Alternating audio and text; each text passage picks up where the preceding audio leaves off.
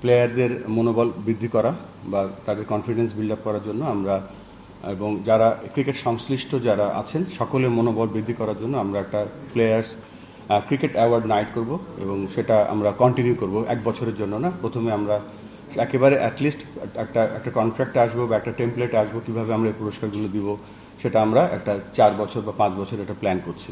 বা ঢাকা শহরের মধ্যে বিভিন্ন জায়গায় যেখানে বেসিক ফ্যাসিলিটি থাকবে, যেমন ধরেন সিমেন্ট উইকেট হতে পারে, যদি জায়গা থেকে টার্ফ উইকেটও হতে পারে, তবে সেটা বিসিবি তত্ত্বাবধানে হবে। বাট ওটা হয়তো একটা কমিউনিটি ক্রিকেটের জন্য হতে পারে, ওই এলাকার ক্লাবের জন্য হতে পারে, ফার্স্ট ডিভিশন ক্লাবের জন্য হতে পারে। আমরা শুরু করছি দুটো দিয়ে, তারপর যেখানে যে জায়গা পাবো সেখানে আমরা চেষ্টা করবো সেই ফ্যাসিলিটিগুলো।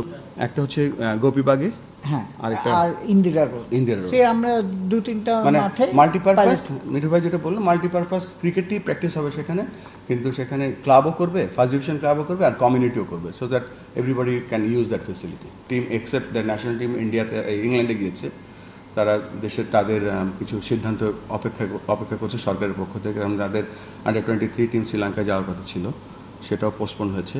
বাট আমাদের সাথে যেই পর্যায়ে আলোচনা হয়েছে এখনও আমরা আশাবাদী। বিপিএল এর আপনার টাইম ফ্রেমটা ঠিক হয়েছে ডিসেম্বর জানুয়ারি। যেটা হয়েছে দেখেন, বিপিএলে আমাদের অনেক ক্রিটিসিজম গতবারও ছিল, আগেও ছিল। আমাদের আজকে বিরাট এটা প্রেসিডেন্ট সাহেব আপডেট করবে, আমি যা যা ডিসিশন হয়েছে সেটাকে একটু আপনাদের পড়ে শোনাই। আমরা ডিসাইড করেছি যে বিপিএল যেরকম অন্যান্য দেশে আপনার they engage reputed sports agency, they manage the BPL.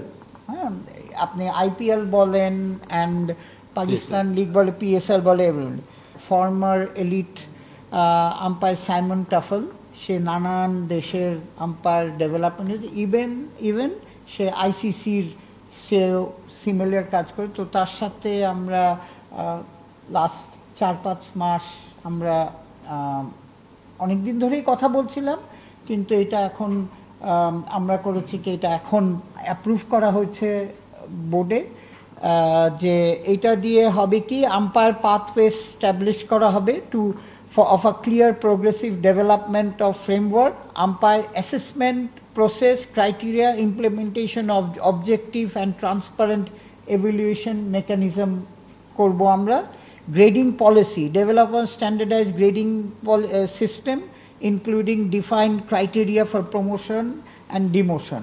মানে আমরা কম্পিটিটিভ রাখার জন্য সারা দুনিয়াতে আছে, সেই সাইমন টাফেলকে আমরা তার আন্ডারে আমরা তাকে 3 বছরের এটা কন্ট্রাক্ট, 3 বছরে ফেজ 1, ফেজ 2, ফেজ 3-তে গিয়ে করা হবে।